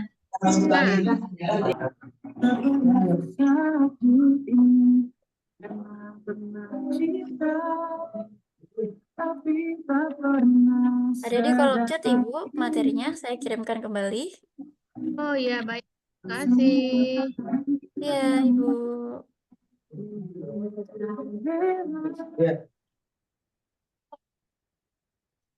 Mana punya aku? Nah, mulai 5.000 tuh.